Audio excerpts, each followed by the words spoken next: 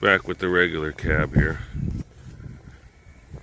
Just wanted to show this new skid plate I got. It's from Greenlane Off-Road. It's all 1/4-inch aluminum. Their logo kind of looks like the Coastal Off-Road logo. And it was just one piece.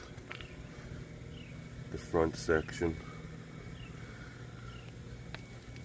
So if you want to get this with your Coastal bumper, there's a little lip on here.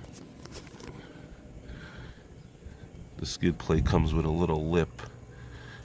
You gotta cut it off. Wouldn't work. But other than that, it fits in there good. It was like a 45-degree lip. Painted it with that Steelit. It's nice stuff.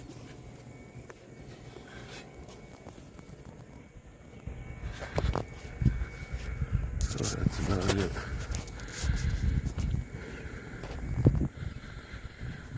It was like $265.